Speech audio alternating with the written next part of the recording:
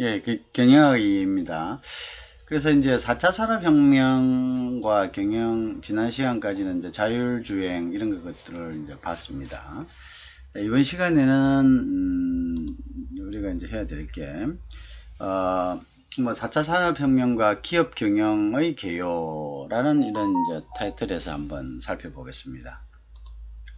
그래서, 어, 4차 산업혁명에서요, 이런 시대의 이제 경영 환경의 특징. 자, 지금까지 우리가 4차 산업혁명이란 것이 뭐, 블록체인부터 해서 인공지능, 뭐, 딥러닝, 그 다음에 여러 가지 사물 인터넷부터 해서 전감현실 같은 거, 뭐, 이런 것들을 이제 쭉, 이러한 것들을 이용한, 그 어떤 새로운 비즈니스 모델, 그죠? 그게 중요하다 그랬죠. 그래서 그런 것들은 사실은 단기간에 우리가 준비하지 않으면 적응하기가 굉장히 힘듭니다. 그렇죠? 그래서 이러한 이제 그리고 또 적응해서 뒤처져 버리면 어떻게 되죠? 뒤처져 버리면 완전히 그 어떤 시장의 패러다임 자체가 완전히 바뀌어 버릴 수 있죠. 수차 강조를 했지만 4차 산업혁명이 도래하기 전에의 어떤 기업의 가장 큰, 그 어떤, 뭡니까, 파워는 뭐 돈이었죠. 자본이었죠. 자본주의니까 자본이었죠.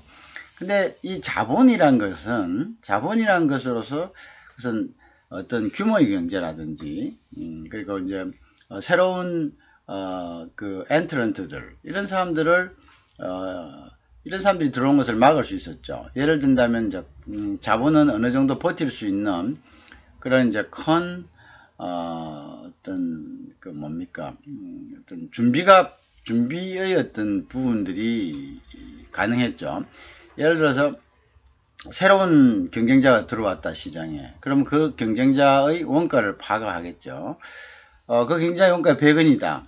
저 경쟁자는 뭐, 죽었다 깨나도 100원 이하로서의 원가를 떨어뜨릴 수 없다. 그러면 이 자본은 50원 정도의 시장에서 가격을 형성시켜 버리죠. 뭐 속된 얘기로 뭐 덤핑을 한다든가 프로모션을 한다든가. 그러면 그거 어떻게 견딜 수 있습니까? 근데 이 자본은 돈이 있기 때문에 이 절반 정도의 가격이면 그 나머지는 손해를 보겠죠. 이 손해 부분에 대해서도 감수하고 가는 거죠. 왜? 결국은 새로 들어오는 이러한 엔트런트들, 진입자들을 도태시켜 버리면 자신들이 독점함으로써 지금까지 어떤 투자했던 그들을 도태시키기 위해서 사용되었던 그 돈들을 다시 다 회수할 수가 있는 거죠. 그래서 아예 경쟁자가 없게 만드는 거죠. 시장의 어떤 마켓쉐어를 크게 하기 위해서. 자, 지금까지는 그런 식이었죠. 그래서 자본이 막강한 힘이었습니다. 그래서 자본이 경쟁력, 소위 하기엔 생산의 3요소 중에서 자본이 굉장히 큰 몫을 차지를 했었죠. 자, 그런데 지금은 자본이 아니다는 거죠.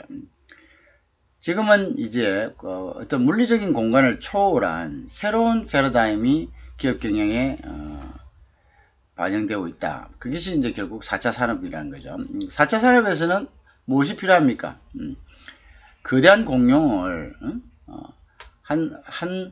아주 작은 1인의 스타트 기업이 그냥 그대로 무너뜨려 버릴 수가 있다는 거죠. 그것이 바로 이제 4차 산업혁명에 있어서의 여러 가지 테크놀로지죠. 예를 들면 아까 얘기했죠. 지금까지 금융이란 것은 큰 금융자본들, 예를 들어서 미국 같은 경우에는 아주 리먼 브로더스라든지 이런 모건 스탠리라든지 이런 큰 금융 자본들이 큰 자본을 가지고 결국은 그 자신들의 어떤 영역을 확대시키기 위해서 은행 지점을 많이 만들고 그 다음에 ATM기를 많이 만들고 또 좀 더 낮은 이율로 고객들을 모으고 그런 식으로 했죠. 자, 그런데 이러한 물리적인 어떤 공간들을 확보하기 위해서는 자본이 필요했습니다. 그죠? 그래서 자본이 없는 사람들은 아직 들어갈 수가 없었죠. 자, 그런데 핀테크라는 것이 발전되기 시작하면서 작은 모바일 속에서 그것을 아주 유기적으로 연결시킬 수 있는 그런 소프트웨어가 있다면은 어떤 사이버 공간에서 얼마든지 서로 간에 어떤 금융거래를 할 수 있다는 거죠. 그죠? 그러면은 거기서는 점포도 필요 없고 차라리 ATM도 필요 없고, 그죠? 그래서 지금은 이제 어떻게 됩니까? ATM과 점포가 사라져가는, 물리적인 공간이 사라져가는 기존의 거대 금융회사들이 도태되어가는 이런 위기에 이제 처하게 되는 거죠. 정말 꿈같은 이제 그런 현실들이 이제 다가오는 거죠. 이제 그렇기 때문에 어떻게 해야 됩니까? 그래서 이제 이런 것들을 저지하기 위해서 거대 금융회사들도 자기들도 핀테크를 하고 금융 점포를 없애고 이렇게 해서 이제 자꾸 이제 하죠. 그렇지만 이 블록체인 기술이 또 발달됨으로써 이게 어떤 큰 금융회사가 중앙에서 가질 수 있는 이러한 위험성들, 그죠? 집중화의 거버넌스를 통해서 가질 수 있는 이런 위험성들, 그죠? 그런 위험성들을 분산시키고, 그죠? 그래서 이제 정보를 공유하고, 대신 이제 개인의 정보 보호에 대한 이러한 것들이 이제 좀 백업이 돼야 되겠죠. 하지만 어쨌든 정보를 공유함으로써 투명성을 가진, 그래서 중앙집중식의 어떤 위험을 감소시키면서 그 다음에 사이버상에서 어떤 비용을 줄이고 여러 가지 이제 그런 부분들에서 경쟁력을 갖게 되죠. 그래서 낮은 수수료, 그죠? 그 다음에 보다 적은 투자 금액으로 큰 투자 금액을 만드는 거죠. 예를 들어서 우리가 이제 보통 지금 보면은 이제 나이 들고 안 들고 떠나서 이제 개 있죠. 개 여러 가지 개들이 있습니다. 그래서 이제 이 개라는 것이 따지고 보면은 이게 서민금융이거든요. 이게 이제 개라는 것이 조금 더 확대된 게 이제 협동조합입니다. 신협이라든지 새마을금고라든지 뭐 이런 거죠. 그 단순합니다. 그래서 우리가 금융이라는 게 별게 아니죠. 이러한 서로 상호 부조한다는 것은 서로 이제 조금씩 내서 뭔가 하나의 돈을 만들죠. 우리 개라는 게 어떻습니까? 이게 개를 타는 게 이게 목돈을 만들기 위해서 10명, 20명 사람들이 모여서 매달 얼마씩을 납입을 하는 거죠. 그러면 이제 그 납입을 한 금액이 이제 일정은 이제 1000만 원이다 이렇게 하는 거죠. 그럼 1000만 원이라는 금액이 이렇게 형성이 되면 어떤 식으로 하냐면은 자기가 이제 처음에 이제 이렇게 얼마씩 내자 이렇게 합니다. 그래서 이제 1000만 원이 되는 때가 언제냐? 그럼 2달 후에 1000만 원이 된다. 우리가 이런 식으로 해서 내면 그러면 2달 후에는 그 1000만 원을 순서를 정한 사람이 타가는 겁니다. 그 다음에 계속 또 타간 사람은 자기가 먼저 탔기 때문에 그 사람은 한 100만 원 내고 타갔을 수가 있겠죠. 그럼 그 사람도 계속 내는 거죠. 또 다른 사람도 계속 내고 그 다음 두 번째 또 1000만 원이 됐을 때는 또 두 번째 순서 사람이 가져가고 그러면 이제 그 두 번째 순서 사람은 한 200만 원을 냈을 때 이제 자기가 1000만 원을 가져가니까 또 나머지 800만 원을 계속 내야 되겠죠. 결국은 이제 나중에 이렇게 함으로써 이 1000만 원이 이제 1000만 원에 대해서 20명이 다 타가게 되는 이제 그런 것들을 우리가 뭐라 그럽니까? 개죠. 일종의 개. 그죠? 일종의 개인적인 이제 일단 서민들이 사금융 형태를 하는 협동조합 형태의 개입니다. 자, 이러한 것들을 공식적으로 한 것이 바로 이제 신협이니 농협이니 뭐 이런 것들이죠. 새마을금고니. 그죠? 자, 그런데 이러한 것들도 어떤 제도와 법하에서 그 다음에 물리적인 은행 창구라는 공간을 통해서 이루어졌습니다. 자, 그런데 이제는 핀테크 시대가 되면은 이러한 것들이 전부 다 어디에서 이루어집니까? 사이버 공간에서 이루어졌죠. 그죠? 그리고 특히 이렇게 돈을 모으는 것을 우리가 개를 하면은 그 사람들이 다 와야 돼요. 자, 오늘 개하자. 돼지국밥집에서 모여가지고, 돼지국밥 한 그릇 먹고, 이제, 그 다음, 제일 중요한 본론이 뭡니까? 자, 돈 내라. 이제 자기만큼 돈을 내서, 그 돈을 가지고, 차곡차곡 해서 이제 순서를 돌려주고 그렇게 하죠. 자, 근데 뭐가 필요합니까? 공간이 필요해요. 물리적인 공간. 그래서 물리적인 공간에 필요하고, 또 그게 바쁜 사람이 있으면 못 오면 또 뭡니까? 돈이 또 들쑥날쑥 해주고, 그죠? 또, 개하는 사람이 또 개주라 그러죠. 전화를 해가지고, 야, 그 돈 보내라. 왜 안 왔냐? 돈 안 되면 이거 안 된다. 뭐 이런 식으로 뭐 여러 가지 복잡해요. 그죠? 연락도 해야 되고. 자, 근데 이걸 갖다가 크라우드 펀딩이라고 생각해 보세요. 우리 같은 공간에서 보안이 유지되고, 그게 투명성이 있다. 이렇게, 그 최근 투명성 부분에 대해서, 뭐 사이버상에서 한다 해서 투명성이 다 있는 건 아니죠. 오히려 더 투명성이 없을 수 있는데, 이제 블록체인 기술 같은 것들이 이제 발달이 돼서, 이게 돈이 어떻게 거래되고 있는지를 그 구성원 모두가 다 공유하는 거죠. 그죠? 그러면 투명성이 이제 확보가 되는 거지. 그럼 투명성이 확보가 된 상태에서, 또 사이버 공간에서 우리가 물리적인 제약을 받지 않고 한 10명, 20명이 모을 수 있는 그 부분, 또 10명, 20명이라도 그 중에서 몇 명이 빠질 수 있는 부분들, 뭐 이런 부분들이 다 해소가 되죠. 왜? 조그마한 휴대폰만 켜면은 모두가 다 우리가 쉽게 생각하면 카톡의 단톡방을 만드는 거죠. 그죠? 카톡의 단톡방에 다 들어갈 수 있잖아요. 그런데 이제 카톡의 단톡방하고 틀린 것은, 카톡의 단톡방은 개인과 개인의 간의 대화는 알 수가 없어요. 근데 그걸 극복한 것이 블록체인이다. 이렇게 보면 됩니다.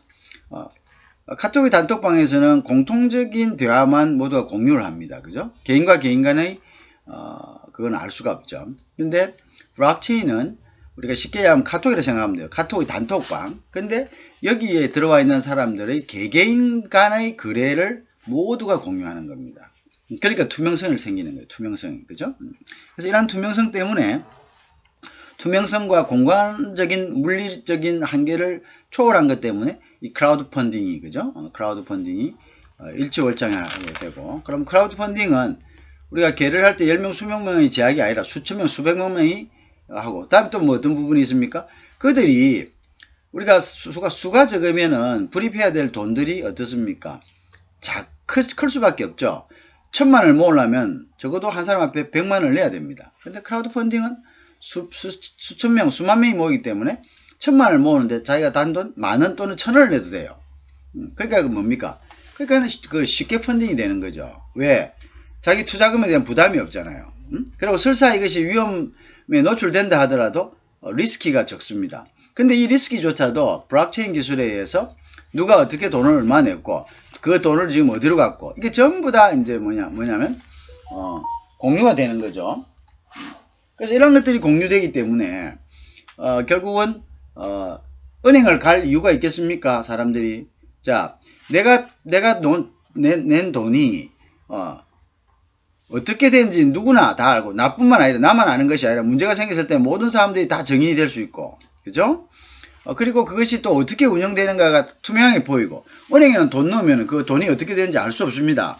그리고 은행에는 돈을 넣으면 그 돈들이 그 은행이 어떤 상태고, 만약 이 은행이 문제가 됐을 때 이 돈이 어떻게 된다는 거 알 수 있습니까? 알 수 없죠. 몇몇의 은행의 이거저큐티브들, 은행의 어떤 권한이 있는 사람들, 이 사람들만 그걸 알 수가 있죠. 그렇지만 블록체인 체계하에서 핀테크는 결국 어떻습니까? 모든 사람들이 공유하니까 오히려 더 안전하죠. 그러니까 이제 이러한 부분들이 이제 소위 하는 금융의 위기다, 그죠? 금융의 위기다. 그래서 금융들이 이제 이러한 것들에 대해서 대처를 이제 하지 못한다면은 아주 작은 하나의 스타트업 기업에 의해 가지고 큰 자이언트들이, 이제 거대 공룡들이 몰락을 하는 겁니다. 그래서 이러한 것들을 우리가 보러타일, 영어로는 변동성이다 이렇게 이야기합니다. 변동성. 그러니까 계속적인, 자 보세요. 그래서 이제 그 누굽니까?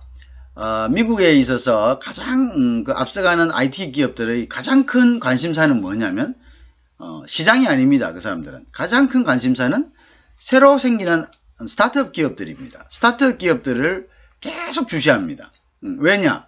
스타트업 기업들에 의해 가지고 뭔가 획기적인 소프트웨어가 하나 개발된다면 자신들의 어떤 거대한 물리적인 공간이나 이러한 그 시스템들이 모두 무용지물이 되거든요.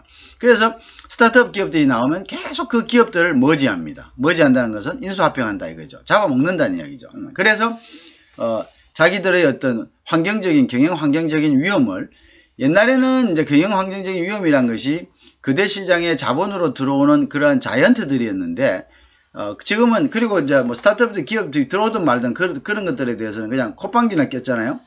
근데 지금 그렇지 않다는 거죠. 그래서 이제 그런 것들이 가장 이제 그 중요한 그죠?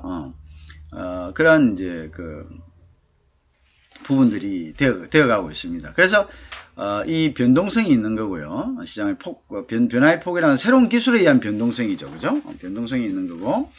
그 다음에 이제 uncertainty가 있습니다. 불확실성. 그래서 그러니까 이제 어떤 불확실성이라는 것은 어떤 영향을 미치는 원천이 어디서 발생했는지 모르는 걸 이야기합니다. 그리고 영향을 미치는 원인을 확률적으로 산정하기 어렵다는 거죠. 그죠? 어렵다는 거죠.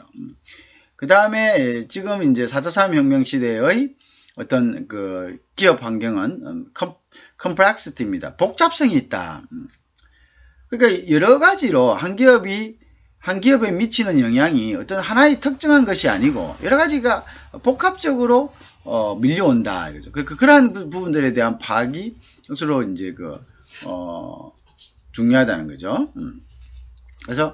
그래서 크로스 펑크션이라는 것이 여러 기능이다. 그래서 한 기업 내의 어떤 실행은 여러 기능들이 관여되기 때문에 여기에 대해서 이제 여기에서 오는 것들 역시 그냥 단순하지가 않다. 여러 가지 복합적인 것이다. 이런 여러 가지 복합적인 것이 어떤 것인가를 이제 파악하기 위해서 기업에서는 무단한 이제 투자를 하는 거죠. 그게 이제 굉장히 복잡한 그런 이제 우리가 기업 환경이 있다. 그다음에 이제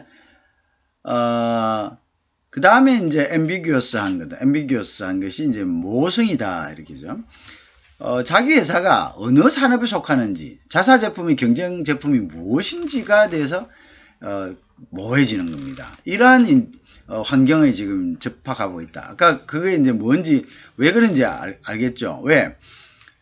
소비자들이 지금은 어떤 기호에 자신들의 어떤 자신들이 좋아하는 것에 접근하는 방향이 아주 다양해졌습니다. 여러 가지 왜냐하면 너무나 많은 다양한 정보를 가지고 판단을 하기 때문에 그렇습니다. 그죠? 거기에는 단순하게 뭐 어떤 부분이 작용해서 내가 이것을 좋아한다 이런 것이 아닙니다. 이런 것이 아니고 여러 가지 이제 복합적인 정보를 가지고 복합적으로 판단하기 때문에 그 원인도 굉장히 복합적인 거다. 이렇게 됩니다. 자, 그래서 이제 이러한 것들, 자, volatile, 변동성, uncertainty, 불확실성, complexity, 복합성, ambiguous, 모호성, 이러한 것들이 현대 4차 산업혁명의 시대에서의 기업의 경영 환경이다. 이렇게 이제 일단 전제로 하고 또 살펴봅니다. 자, 그 다음에 이제 또 한번 보면 flexibility입니다. flexibility는 유연성을 의미합니다. 유연성. 그래서 이제 그러면 이제 우리가 어떻게 해야 되냐? 그래서 산업혁명 시대에 어떤 기업이 살아남기 위해서는 그러면 어떤 경영 패러다임이 있어야 되느냐? 어떤 코어 컴피던스가 있어야 되느냐? 그 기업이 가지고 있는 어떤 능력이 필요하느냐 이거죠. 그 중에 중요한 것이 이제 아까 이야기한 flexibility입니다. flexibility라는 것은 뭐냐면은 이러한 아까 조금 전에 있는 이러한 환경 변화에 기업이 유연하게 적용할 수 있어야 된다. 우왕좌왕해서 안 된다 이거죠. 유연하게 적용할 수 있어야 된다. 그러면 유연하게 적용하려면 어떤 준비가 필요할까요? 자, 4차 산업혁명에 있어서 기업의 가장 큰 무기는 뭐라 했나요? 자본이 아닌 바로 데이터다 했죠. 데이터. 근데 물론 데이터를 확보하기 위해서는 자본이 필요합니다. 근데 이제 그 자본은 얼마든지 이제 옛날처럼 이제 그냥 물리적인 자, 옛날에는 스타트업 기업들이 자본을 형성하려면 자본을 할 방법이 있습니까? 방법이 거의 없죠. 대부분의 경우에 어떤 경우입니까? 자신들의 어떤 지분을나 어떤 회사를 팔아 넘기고 거기에 대한 대가를 받던가, 그죠? 뭐 이런 데서 끝나버렸죠, 그죠? 그 다음에 이제 물리적인 어떤 그 공간들이나 어떤 이러한 그 물리적인 자본들, 돈 이런 것들이 사실은 가장 큰 파워를 가지고 있었기 때문에 돈이 없는 스타트업 기업들로서는 뭐 이러한 그 기존의 엔트런트들하고 뭘 갖다가 협상을 할 수 있는, 바그닝 할 수 있는 그런 힘이 없었습니다. 그죠? 그냥 뭐 아무것도 없는 것이 가서 뭐 하자면 그 뭐 이야기가 됩니까? 안 되죠. 자, 그런데 지금은 어떻게 보면은 기업들이 이렇게 생각합니다. 저 기업이 아주 획기적인 아이디어를 갖고 있는데 자신들과 손을 잡지 않는다면은 오히려 더 상대 기업에 가가지고 자기 기업이 엄청난 타격을 이룰 수 있다 하면 그걸 바로 자신들의 어떤 범위 안으로 끌어들이려 합니다. 그죠? 끌어들이려 하죠. 그죠? 자, 그렇다면 끌어들이려 한다면 그것을 가지고 또 뭡니까? 어떤 거기에 대한 어떤 뭡니까? 협상의 어떤 그게 되는 거고요. 자, 어쨌든 이러한 환경에서 어떤 유연성, 즉 flexibility라는 것은 굉장히 중요하다. 그죠? 그래서 기능강 또 이제 아까 얘기했다시피 지금은 크로스 펑크션이다. 크로스 펑크션은 기능 간 여러 가지 그 뭐야 소위 하는 우리 이제 뭐 학교 같은 데서는 문과 이과 융합, 그죠? 융합하는 거, 그죠? 그래서 그거를 이제 우리가 이제 collaboration이라든지 그 다음에 interdisciplinary 뭐 이런 식으로 표현을 합니다. 그래서 융합적인, 학제적인, 그래서 그런 것들이 중요하다는 거죠. 그래서 예를 들어서 뭐 자기는 경영을 한다, 기술을 모른다, 그냥 기술 따로, 경영 따로 이게 아니다. 이거죠. 요즘 기술 경영 이렇게 나오잖아요. 기술 경영. 경영을 하면서 즉 기술자가 경영을 하는 또는 경영자가 기술을 습득하는 것 이런 부분들을 서로 유기적으로 커뮤니케이션 하면서 대처해야지.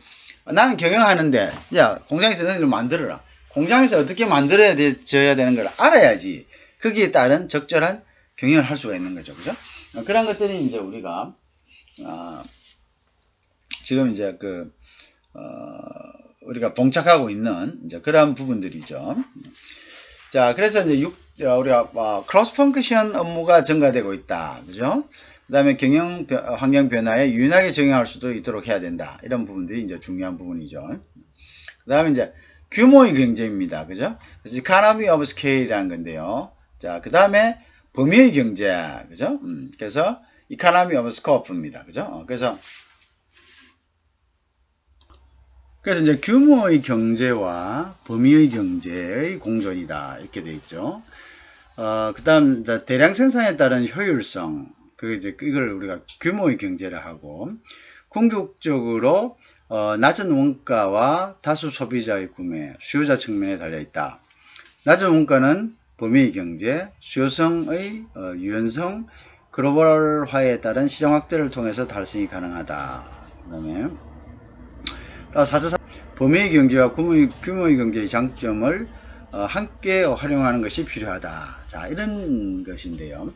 그래서 이제 4차 산업혁명 시대의 경제의 패러다임의 주요 요소를 유연성과 플렉스빌리티와 규모의 경제, economy of scale하고 범위의 경제, economy of scope가 공존한다. 그래서 범위의 경제와 규모의 경제를 최대한 이제 이용하는 것이 좋다. 그래서 이제 밑에 보면 4차 산업혁명 시대는 범위의 경제와 규모의 경제의 장점을 함께 활용하는 것이 필요하다. 이렇게 되어 있습니다. 자, 그러면 이제 유연성이라는 면은 이제 우리 충분히 이해를 했습니다. 그러면 규모의 경제와 범위의 경제가 공존하고 이러한 규모의 경제와 범위의 경제가 갖는 장점을 함께 활용하는 것이 어떤 의미인가를 잠시 한번 살펴보면요. 우리가 규모의 경제라는 것은 economy of scale이라는 것은 뭘 의미합니까? 규모의 경제라는 것은 기본적으로 투자된 고정비, 그죠? 고정비가 생산이 증가함으로써 고정비의 다운을 가져와서 고정비용의 저하를 가져와서 결국 이윤을 갖다가 생산 원가를 낮춘다는 거죠. 우리가 생산 원가를 낮춘다는 말은 다른 말로 얘기해서 결국은 우리가 판매 가격에서 생산 원가를 뺀 것이 우리 이윤이 되기 때문에 그 생산 원가를 낮춘다는 말 자체가 즉 이윤을 극대화하기 위한 효율성, 즉 인풋, 아웃풋가 증가한다는 이야기죠. 효율성이 증가한다. 이렇게 되겠죠. 그래서 우리가 이제 규모의 경제라는 것이 규모의 경제는 이제 대량 생산에 따른 효율성을 이야기하죠. 자, 예를 들어서 우리가 공장이 있다고 합시다. 공장을 처음에 투자할 때 돈이 들죠. 이 처음에 투자할 때 드는 돈을 우리가 고정비라고 얘기합니다. 그죠? 공장을 처음에 지을 때, 예를 들어서 상품을 1000개 정도를 생산할 수 있는 공장을 지었다고 합시다. 그죠? 그런데 처음에는 영업을 시작하면은 1000개를 바로 고객들이 주문하지는 않습니다. 처음에 100개를 주문하겠죠. 그러면 예를 들어서 100개를 주문한다면은 그러면 이 100개에 대한 재료비가 나올 것입니다. 그죠? 그러면 이제 그걸 우리가 이제 원가라고 얘기하는데요. 100개에 대한 재료비는 재료비 플러스 고정비율이 될 것입니다. 이 고정비용이란 것은 건물을 짓는데 투자한 비용이겠죠. 예를 들어서 건물을 이렇게 지었다. 이렇게 지었고 생산 원가를 그래서 이제 이렇게 지었어요. 그런데 예를 들어서 이제 처음에 한 1000만 개 정도를 생산을 했다고 합시다. 1000만 개. 1000만 개 정도를 생산하면 이 상품 하나에 들어간 고정 비용은 1억에 1000만 개니까 고정 비용은 10만 원이 되겠죠. 그죠? 그러니까 일단 10만 원 먹고 들어가는 겁니다. 고정 비율이. 그죠? 자, 그 다음에 이제 원가가 또 있겠죠. 자, 그렇게 되니까 이제 고정 비율이 1000만 원이죠. 근데 이게 이제 2000만 개 되었다. 그러면 그 절반이 되겠죠? 5만 원이 되겠죠? 그 다음에 3000만 개. 근데 이제 예를 들어서 이제 뭐 1억 개를 생산을 해낸다 합시다. 그러면은 결국은 고정 비율은 10,000원이 되는 거죠. 그죠? 왜? 1억 개를 생산을 해내는데 1억 원이 들었으니까요. 그러니까 10,000원이 되는 거예요. 그죠? 자, 그러면 고정 비율은 생산량이 증가함에 따라서 어떻게? 그 물건 하나를 생산하는 데 따른 고정 비용, 즉 원가는 떨어질 수밖에 없죠. 그죠? 그러면 어떻게 됩니까? 결국은 뭡니까? 이 일정한 고정비를 투자하고 난 다음에 생산량이 증가하면은 추가적인 투여 없이 생산량이, 즉 제조 원가가 감소하는 효과를 보게 되는 겁니다. 그렇죠? 자, 그런데 B라는 기업이 있다 합시다. 이 B라는 기업은 처음부터 1억 원을 투자하지 않고 5천만 원만 투자를 했어요. 5천만 원 투자했죠. 자, 근데 5천만 원을 투자해 가지고 처음에는 어떻게 되는가요? 자, 처음에는 그 생산량이 많지 않기 때문에 결국은 이제 5천만 원에 대해서 아까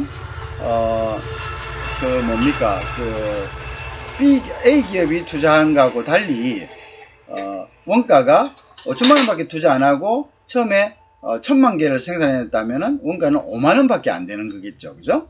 원가는 줄어들어요. 그런데 나중에 생산량이 늘어나면서 어떻게 됩니까? 생산량이 늘어나면서 공장을 더 정설해야 되잖아요. 그죠? 근데 공장을 더 정설한다면은 자, B 기업 같은 경우는 A 기업 같은 경우는 공장의 정설 없이 생산량이 늘어나니까 처음 투자했던 고정비에서 늘어난 생산량을 갖다가 나누니까 원가가 자꾸 떨어지는 반면에 B 기업은 원가가 떨어졌다가 처음에는 크게 투자를 안 해서 원가가 떨어졌는데 다음에 공장을 생산해야 되니까 이거는 오히려 더 원가가 올라가는 현상이 일어나는 거죠. 자, 그래서 이 규모의 경제라는 것은 처음에 대량으로 생산할 수 있는 시설, 즉 덩치가 크게 투자를 한다면은 나중에 생산량이 증가하면 추가적인 비용 없이 생산 원가가 감소하는 현상을 우리가 규모의 경제다 이렇게 이야기하는 겁니다. 그것을 우리가 economy of scale이다 이렇게 이야기하죠. 그죠? 자, 그러면 이제 우리가 그러면 이 규모의 경제는 또 다른 면에 있어서 범위의 경제와 연관될 수가 있습니다. 근데 이제 범위의 경제와 100% 연관된다는 건 아니고요. 연관될 가능성이 높습니다. 왜 그러냐면은 범위의 경제라는 것은 우리가 이런 의미입니다. 두 가지 이상의 업종을 경영했을 때 범위의 경제라는 것은 그것을 각각의 어떤 그 회사를 차려서 경영하는 것보다 한 회사에서 그것을 경영했을 때가 오히려 더 비용이 절감된다는 거죠. 자, 이런 예를 듭시다. 자, 예를 들어서 산업 연관이 있는 그런 회사가 그런 업종이 있죠. 예를 들어서 이제 이런 거 있죠. 어떤 회사가 스로트 하우스를 한다고 합시다. 도축장을 한다 이렇게 이야기합시다. 자, 도축장에서는 가축을 이제 도축하는 것이 도축장이죠. 근데 이제 도축장에서는 여러 가지 부산물이 나옵니다. 그죠? 어떤 부산물이 나오죠? 소를 잡으니까 또는 뭐 돼지나 뭐 닭을 잡으니까 거기에서 나오는 이제 육류를 갖다가 그죠? 그대로 이제 일단 나오겠죠. 그러면 도축장에서는 육류와 비슷한 육류 가공업을 한다든지 아니면은 육류와 연결되는 음식점을 한다든지 이렇게 한다면은 뭐 추가적인 뭐 그 다른 거 필요 없이 가지고 있는 그러한 시설들을 이용할 수가 있겠죠.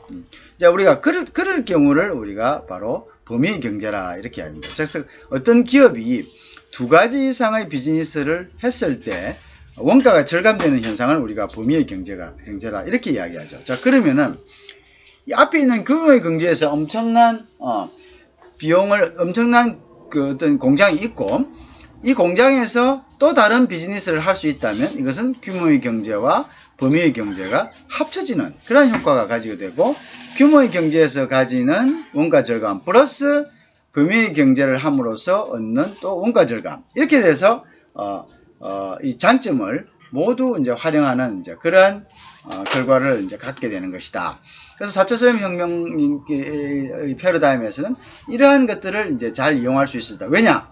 우리가 보통 보면은 4차 산업에서 디지털 혁명은 거의 비슷한 분야들이 많습니다. 그죠? 그래서 비슷한 분야들은 같이 서로 연관이 있다면 같이 한다면은 이것은 또 다른 비즈니스를 하는 것보다 그러면 예를 들어 이런 거죠. 어떤 음식점에서 칼국수를 한다. 칼국수를 하면서 같은 주방에서 또 다른 아이템 하나를 갖다가 예를 들어서 뭐 수제비를 한다.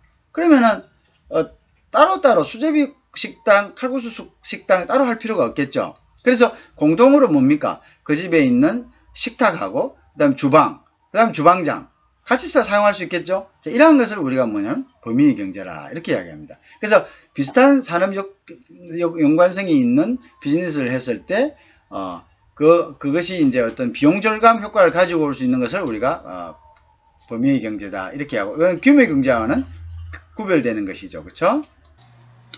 예, 이제 다음은 네트워크 효과입니다. 수요자 측면에서의 규모의 경제. 그 다음에 이제 그 플랫폼 참여자가 많을수록 수요와 공급이 원활하고 수요와 공급을 더 잘 연결할수록 창출되는 가치가 높아지겠죠. 보통 이제 우리가 예를 들 수 있는 게 이제 알리바바, 그다음 구글, 페이스북 같은 경우를 보면 알 수 있습니다. 그죠? 이렇게 커지면 커질수록 그러니까 그 고객이 많아지면 많아질수록 그죠? 그러니까 더 큰 어떤 효과를 낼 수 있는 것. 그것이 이제 어떤 수요자 측면에서의 규모의 경제다 이렇게 하죠. 그래서 이제 플랫폼 참여자가 많아질수록 수요와 공급이 원활하고 수요와 공급이 더 잘 연결될수록 창출되는 가치가 높아지는 그러한 경우죠. 4차 산업혁명 시대에는 새로운 비즈니스 모델이 필요하죠. 그죠? virtualization, 어떤 가상화, 그죠? 가상적인 거. 그 가상의 공간에서, 우리가 어떤 것들을 우리가 그 정감현실이라든지 여러 가지 앞에서 살펴보았죠. 가상의 공간에서, 가상의 공간을 실질 공간으로 옮겨 놓은 거, 그죠? 그런 것을 이제 실질적 공간을 또 가상의 공간으로 옮겨 놓은 거. 이러한 것들을 4차 산업혁명에서의 새로운 비즈니스 모델로 개발할 수가 있습니다. 수직적 또는 수평적인 통합이 필요하죠. 아까 얘기한 것처럼 수직적 통합이란 것은 원자재를 공급하는 그리고 생산하는 그리고 유통하는 이러한 시퀀싱한 그죠? 동등하지 않은 어떤 스프라이 체인적인 그런 면에서의 어떤 통합을 얘기하고요. 수평적이란 것은 동종의 경쟁자들 간의 어떤 통합을 이야기를 하는 겁니다. 그러한 것들을 잘 우리가 봐야 되겠죠. 그래서 이러한 이제 효과들 다시 네트워크 효과 그죠? 그 다음에 새로운 비즈니스 모델, 가상화, 수직적 또는 수평적인 통합 이러한 것들에 대한 환경 변화, 그죠? 잘 파악이 돼야 되겠죠.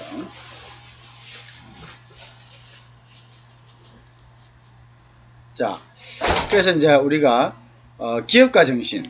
자, 4차 산업혁명 시대의 기업가 정신은 어떻게 해야 되냐? 새로운 가치를 이끌고 지속 가능한 혁신의 리더십을 가지고 있어야 되겠다. 지속 가능한 혁신의 리더십. 그게 중요한 거죠. 그래서 우리가 4차 산업시대에는 4차 산업시대를 이끌어 나갈 어떤 주요한 요소들이 어떤 것인가에 대한 확실한 이해가 있어야 됩니다. 그죠? 그 이해가 굉장히 중요한 부분이 되겠고요. 그래서 이제 보통 그러한 이해를 토대로 해서, 그죠? 그러한 이해를 토대로 해서 어떤 새로운 가치 창출을 이끌고 지속 가능한 혁신의 리더십을 가지고 있어야 되겠다. 그럼 4차 산업혁명 시대에 필요한 기업가 정신은 어떤 것인가? 엔터프레이너십은 어떤 것이냐? 오픈 마인디드 되어야 되고, 혁신과 창의가 있어야 되고요. 사람에 대한 투자가 있어야 된다. 그죠? 사람에 대한 투자가 있어야 된다.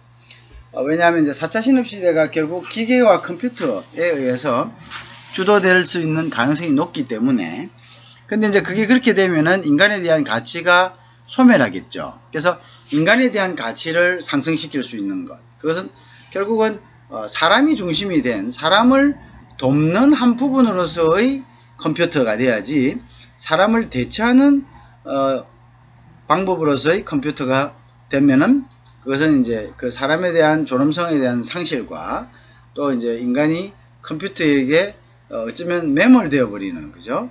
그러한 현상들이 발생할 수가 있습니다.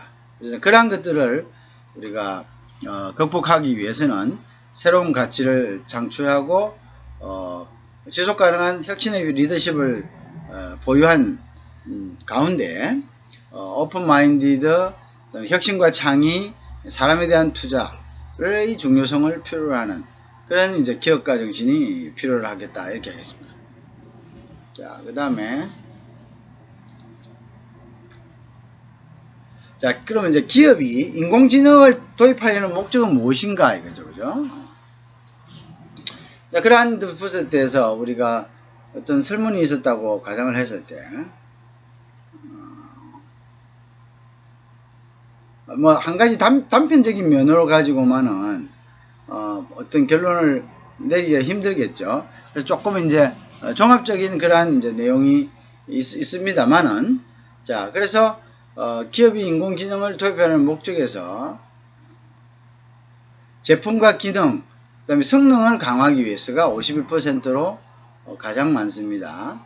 자, 회사 내부의 운영을 최적화하기 위해서는 36%, 업무 자동화를 통한 직원의 창의력 발휘를 위해서다 하는 것은 그것도 또한 36%, 의사결정 개선, 그죠? 그것은 35%, 신제품 개발 32%, 외부 프로세스의 최적화 30%, 시장 개척을 한다. 시장 신개척은 25%, 지식 활용도 이것도 25%, 인력 감축의 면에서는 우선 22%의 응답률을 나타내고 있습니다. 자, 그래서 어쨌든 회사 제품과 기능, 성능을 강화하기 위한 것이다 라는 것이 바로 가장 많은 퍼센테이지인 51%를 차지하고, 기업이 인공지능을 도입하려는 이유였다, 이렇게 이제 볼 수가 있겠네요.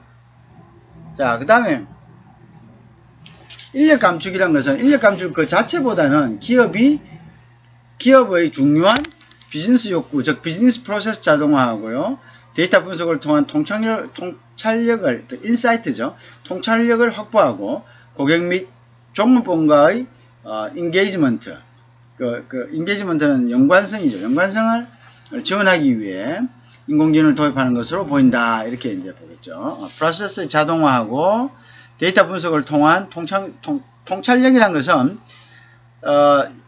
말 그대로 이 사람이 향후에 어떠한 상업적 어떤 구매 능력을 갖는 사람이다 라는 것을 갖다가 파악하는 거죠. 그래서 이제 그걸 파악한다면 그 사람의 통찰력과 여러 가지에 맞는 부정산을 해서, 그죠? 그래서 이제 계약을 만드는 확률을 높인다. 이런 이제 의미가 되겠죠. 그래서 이제 계약을 이제 확률을 높이는 것. 그게 바로 이제 우리가 인사이트다. 그죠? 인사이트다. 인사이트는 여러 가지, 그걸 통해서, 분석을 통해서, 결국은 그 사람에 대해서 확실하게 알고, 그 사람의 구매 패턴을 갖다가 어떻게 한다? 구매 패턴을 확보하는 거죠. 구매 패턴을 갖다가, 꿰뚫어 보고, 바로 거기에 맞는 마케팅을, 타겟팅을 한다는 것을, 하기 위한 것이 가장 큰 목적이 되겠습니다. 그죠?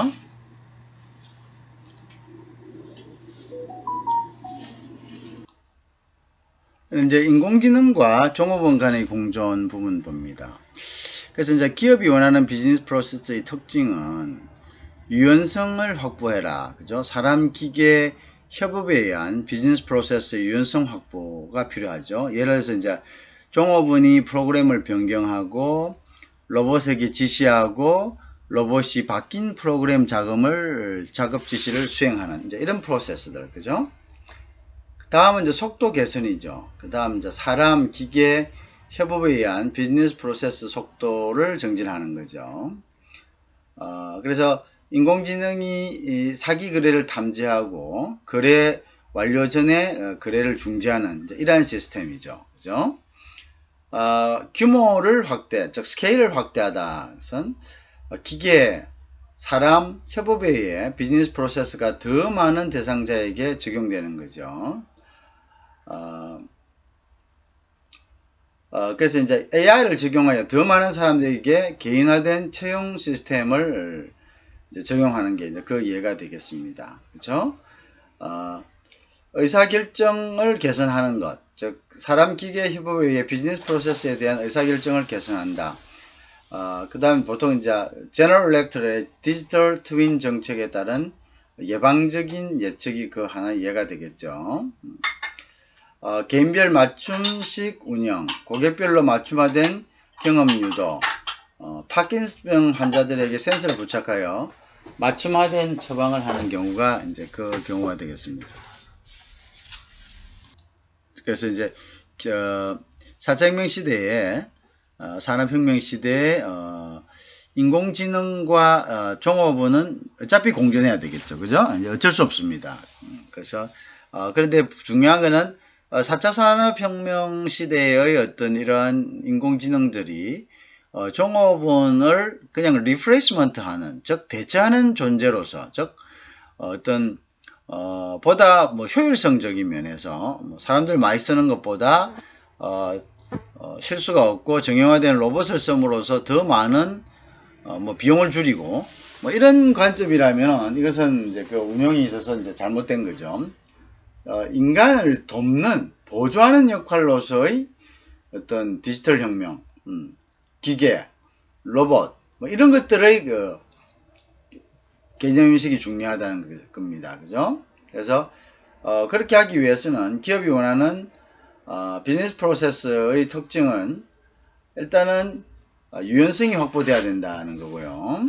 종업원이 이제 프로그램을 변경하고, 그러니까, 인간의 보조 기능으로서의 디지털화죠. 그죠? 인간을 리프레이스먼트 하는, 즉, 대체하는, 그러한, 기능이 아닌, 그죠? 그래서 종업원이 프로그램을 변경하고, 로봇에게 지시하고, 로봇이 바뀐 작업 지시를 수행하죠. 자, 근데 이제 이것은 우리가 보통, 인공지능이라는 것은 스스로 학습하는 그러한 기능이 있습니다.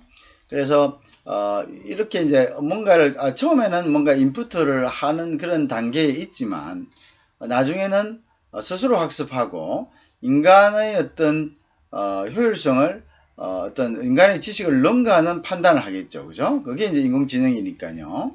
머신러닝과 딥러닝을 통해서, 이제 그러한 역할을 할 수 있죠. 그렇지만 그것을, 우리가 그것이 주가 되고 그것이 명목화되어 버린다면, 인간이 설 자리는 없어지겠죠. 그래서 인간의 판단하에, 그죠? 인간의 판단하에 인간이 원하는 방향으로, 그죠? 그한 어떤 디렉션을 잡을 수 있는 것, 그게 이제 중요하다 이렇게 되겠죠. 그래서 이제 이러한 관점에서는 유연성 확보가 굉장히 중요한 관건이 될 수 있다. 인간이 스스로 입력하고 인간의 의도대로, 그 다음에 로봇이 그것을 로봇에게 지시하고 프로그램을 변경해서 그 다음에 이제 로봇이 바뀐 작업을 수행하는 이러한 이제 피드백이 필요합니다.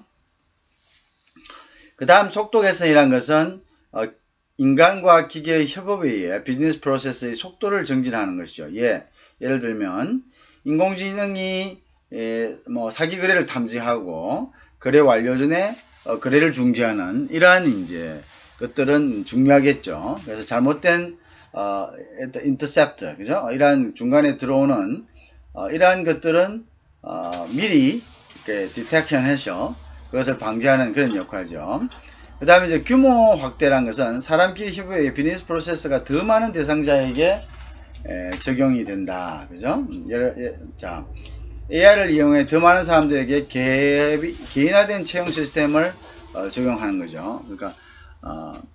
그러니까 이제 더 많은 개인화된 채용 시스템이란 것은 개개인의 어떤 특성에 맞는, 그죠? 특성에 맞는 채용 시스템을 적용하는 거죠. 그러면 우리가 예를 들어서 이런 것도 있겠죠. 뭐 자기가 자 인공지능에서 이 사람에 대한 인사이트를 다 가지고 있어요. 이 사람이 검색하는 검색어 다 그걸 하고 있죠. 그렇다면은 이 사람에게 가장 적합한 일자리를 인공지능이 스스로 서제션 할 수가 있겠죠. 그죠? 그런 것들이 이제 개별화된 시스템 적용이겠죠. 의사결정의 개선, 그죠? 사람 기계 협의에 의해서 비즈니스 프로세스에 대한 의사결정을 개선하겠죠. 자, 그래서 보통 이제 디지털 트윈, 그죠? 디지털을 함께하는 정책에 따른 예방적 예측이죠. 그죠? 그러한 것들을 이제 우리가 사람이 내린 결정과 그 다음 컴퓨터가 내린 결정을 비교해 봄으로써, 그죠? 그래서 거기에 따른 이제 의사결정을 우리가 참조할 수 있는데, 중요한 건 여기에서 전적으로 컴퓨터가 결정한 의사결정에 팔로우 하는 것은 그것은 이제 인간의 기능 모든 것을 다 잃어버릴 수가 있는 거죠.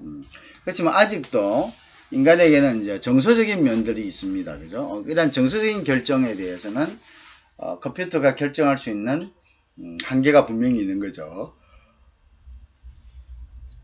아까도 얘기했다시피 개인별 맞춤식 운영이다. 이제 고객별로 맞춤화된 경험을 유도한다. 그죠? 그 다음에 이제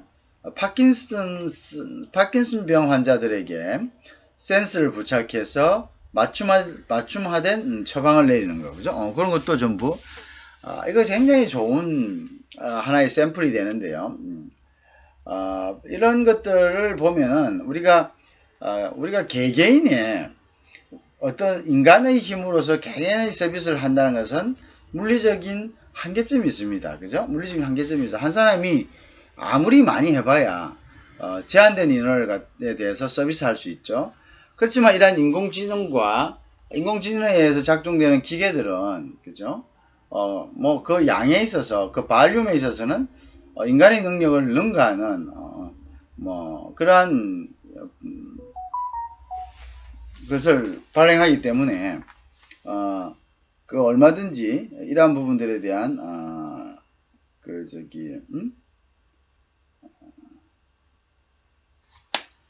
가능하죠. 그죠? 서비스가 가능하다. 자, 다음은 이제 기업 경영에 있어서의 빅데이터의 중요성입니다. 그래서 기업 경영에 있어서의 빅데이터의 중요성은 이미 여러 차례 얘기를 드렸죠. 그죠? 여러 차례 얘기를 드렸다.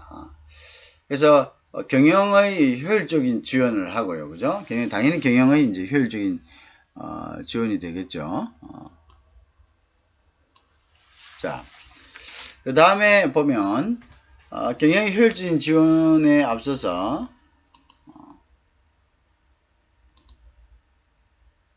그 다음에 이제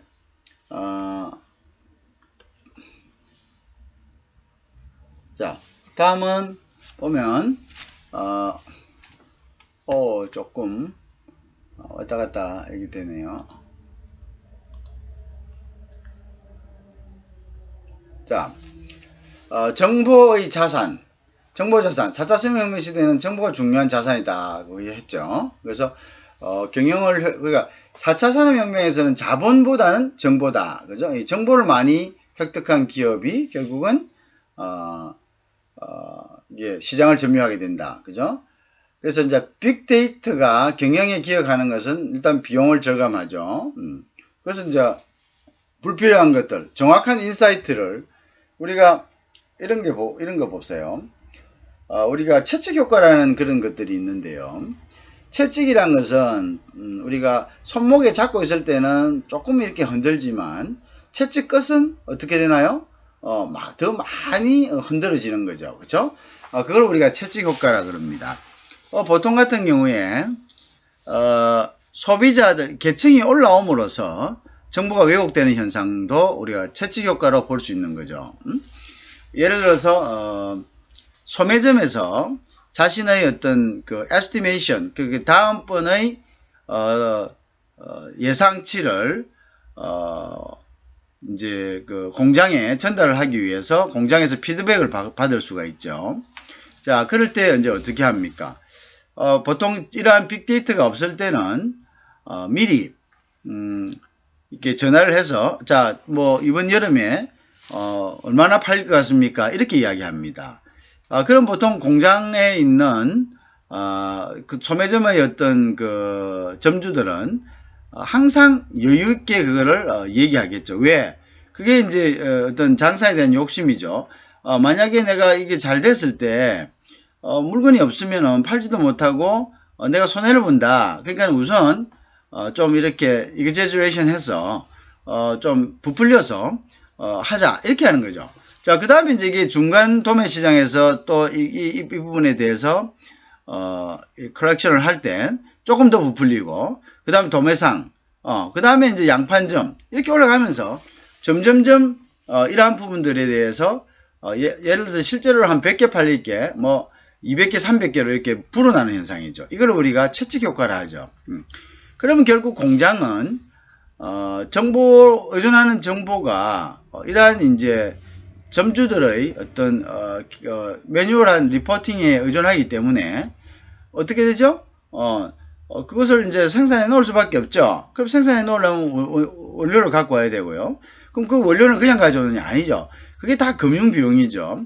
돈을 은행에서 빌려서 했건 안 빌려서 했건 간에 빌리면 빌린 대로 이자를 내야 되고요. 안 빌리면 안 빌린 대로 그 돈을 다른 데 이용했다면은 자기도 이자도 받을 수 있고 여러 가지 금융의 수입도 얻을 수 있고 또 다른 비즈니스도 할 수 있는데도 불구하고 이러한 그 에스티메이션에 대해서 원료를 준비하는 데를 써볼 수 있겠죠. 그죠? 자, 이제 이런 상황들이 이제 벌어질 수 있는 거죠. 그럼 이러한 상황들이 벌어진다면 결국 그것은 어떻게 되죠? 비용을 갖다가 소비하는 역할이 되겠죠. 자, 그런데 이러한 것들이 어떤 통계치에 의해 가지고 데이터에 의해 가지고 미리 에스티메이션이 된다. 예를 들어서 이번 여름에 유행할 것에 대한 것을 이제 고객들이 찾는다고 합시다. 그럼 이러한 빅데이터가 수집이 될 수 있겠죠. 그 여름을 연상하는 뭐 해수욕장에 대한 검색어, 여름을 연상하는 수영복, 그럼 여름을 연상하는 수영복의 색깔, 뭐 이런 것들을 미리 고객들이 이제 찾을 수 있을 겁니다. 그죠? 자, 그럼 이것들이 이제 고스란히 빅데이터화 되어 가지고 이번 여름에는 어떤 해수욕장에 사람들이 많이 몰릴 것이고 여자보다는 남자가 더 많이 몰릴 것이고 남자들은 주로 예를 들어서 수영복의 색깔을 어떤 걸 할 것이고 수영복의 어떤 모양들은 어떻게 왜냐하면 그걸 갖다가 우리가 구글이나 이런 데서 계속 검색을 하면서 그러한 정보를 우리 고스란히 제공하고 있기 때문입니다. 그렇죠? 자, 그렇다면 이제 이러한 정보를 가지고 있는 기업들은 물론 이 정보는 이제 거래가 되겠죠. 우리가 이러한 정보를 수집할 때는 정보에 대한 뭡니까? 수집 동의를 받고 하기 때문에 이러한 정보를 수집해서 이러한 정보를 공유한 기업들은 거기에 맞게 수요를 예측하는 거죠. 그죠? 이번 여름에는 보니까 사람들이 많이 올 것 같네. 아니야. 이번 여름은 사람들이 좀 적을 것 같아. 이번 여름은 지난 여름에 비해서 비슷할 것 같아. 이러한 이제 에스티메이션이 나오고 플러스 각 지점에서 올라오는 이제 리포트들을 이렇게 서로 간 이제 이렇게 비교한다면은 이것은 얼마든지 이제 아까 이야기하는 경영의 어떤 결정에 굉장히 이제 효율적이고, 그죠? 그 다음에 비용을 절감하고, 그 다음에 이제 소비자의 수요 변화에 신속히 대응할 수 있는 거고, 그죠? 미리 해놓는 거죠. 그 다음에 문제점을 탐지하고 있는 거고, 그죠? 그 다음에 경영자의 의사결정을 지원하는 거죠. 그죠? 그럼 경영자의 의사는 기존에 이제 점주들이 올라왔던 이러한 그 부분하고, 이제 인공지능이 판단하는 부분하고 비교해 봄으로써 거기서 이제 절충점을 찾을 수 있도록 그렇게 이제 노력을 하겠죠. 그러한 부분들을 우리가 이제 알 수가 있는 거.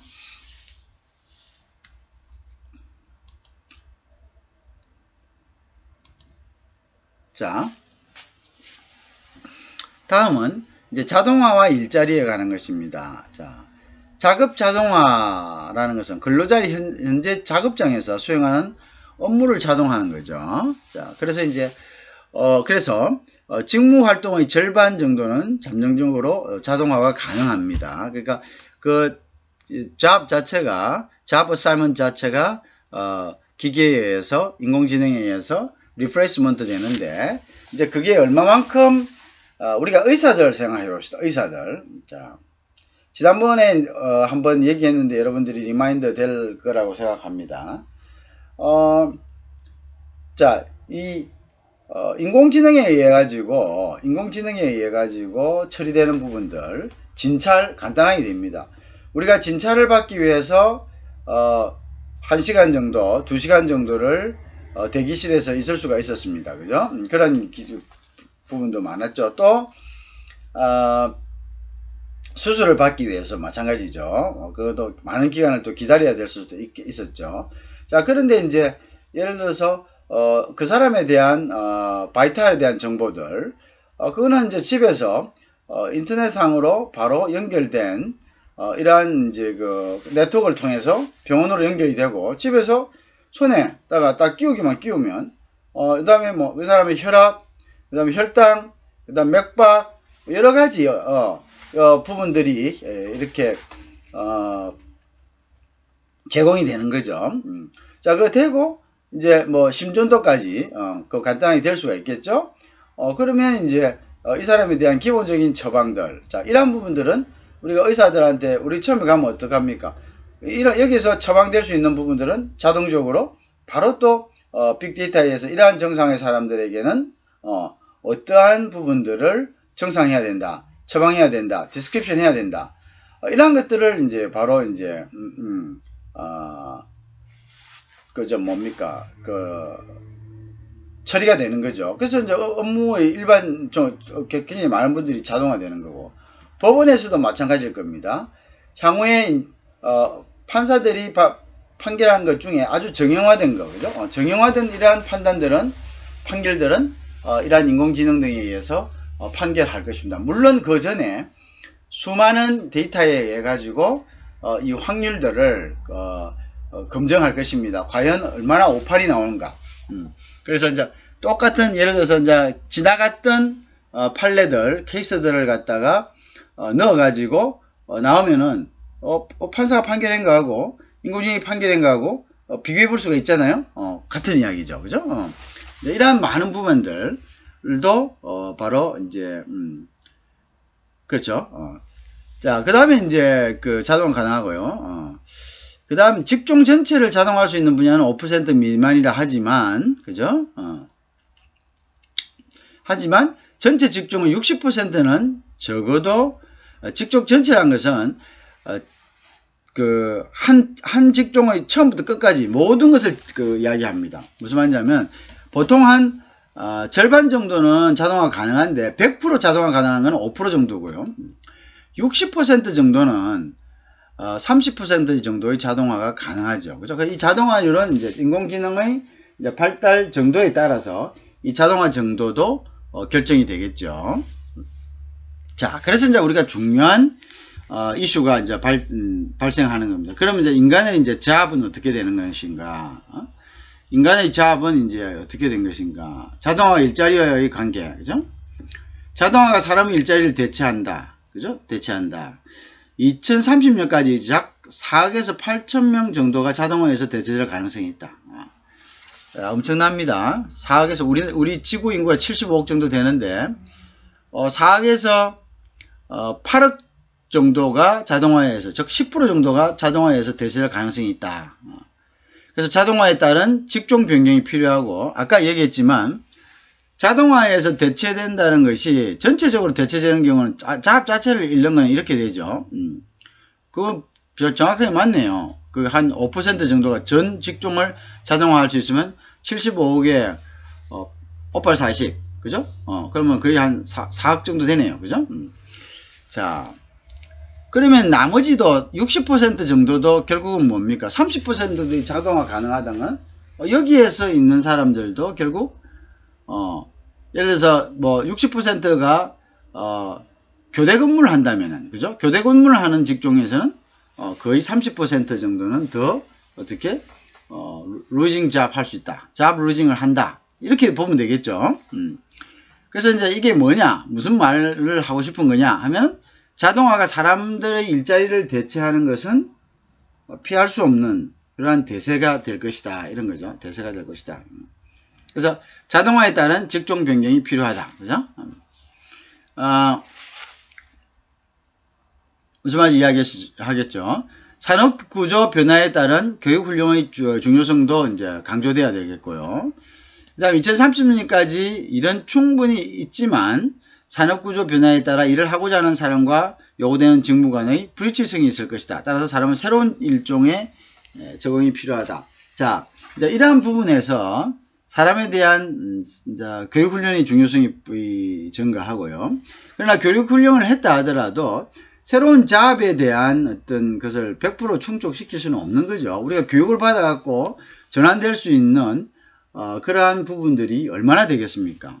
우리가 교육을 받아갖고 새로운 잡을 파인딩하고 거기서 다시 스타트를 할 수 있는 사람들의 수는 극히 제한적입니다. 왜냐하면 평생을 해도 그죠? 거기에 대해서 숙련되지 않는 경우가 많은데 뭐 훈련을 받아가지고 새로운 부분을 개척한다는 것은 적지 않은 그죠? 그것은 굉장히 큰 챌린저입니다. 결국 여기에서 이제 우리는 이제 복지에 대한 부분들이 이제 깊게 생각해 봐야 되는 거죠. 사회적 안정망, 그죠? 결국은 이제 지금까지는 그런 걸 갖다가 이렇게 모럴 해저드 했지만 그것은 이제 모럴 해저드라는 의미가 아니고 모럴 해저드는 할 수 있는데도 일을 할 수 있는데도 먹고 노는데 사람에 대해서 어떤 스포트를 해주는 걸 우리가 모럴 해저드라고 할 수 있습니다. 그죠? 그런데 이거는 일을 하고 싶어도 할 일자리가 없어진다면은 그것은 더 이상 모럴 해저드의 관념에서 접근할 문제는 결코 아니다. 그죠? 결코 아니다. 그것은 모럴 해저드가 아니라 우리 인간의 어떤 생존과 관계된 국가의 어떤 의무이고 책임이다. 이제 이렇게 봐야죠. 그러한 부분에 대해서 그러니까 당연히 우리가 대체할 수 있는 그러한 어떤 파르시가 준비가 돼야 된다. 그렇게 됩니다. 그죠?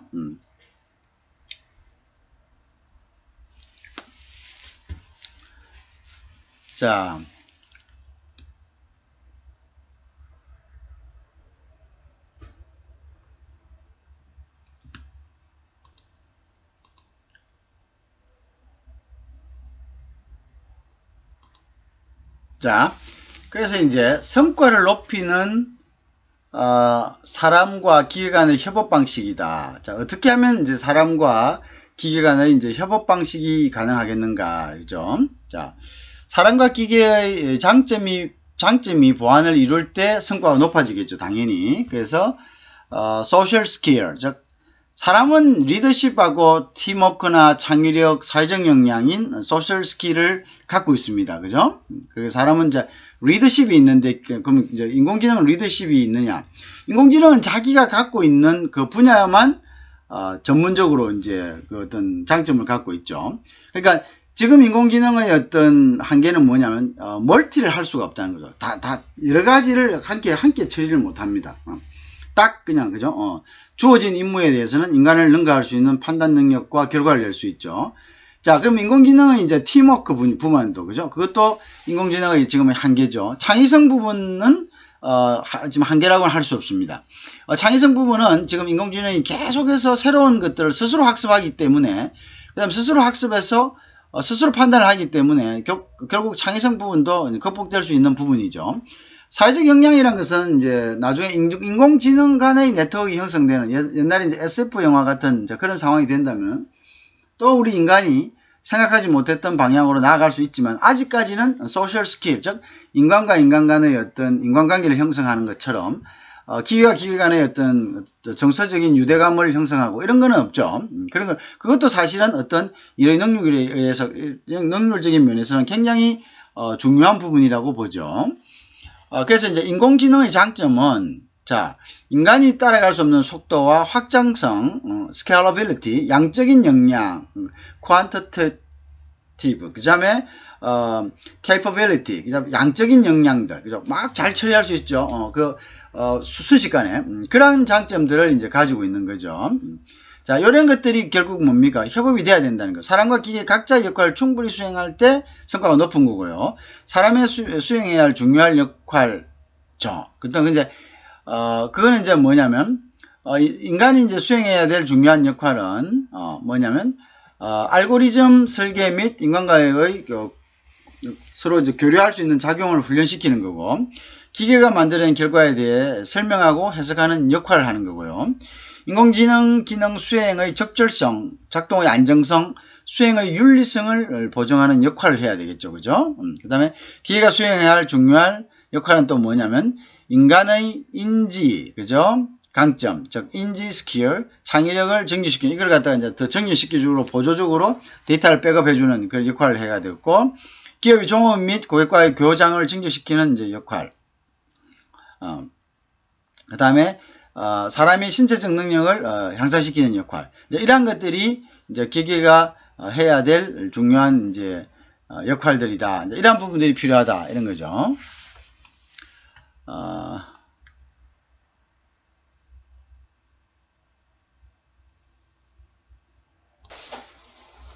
자, 그 다음에 이제 보면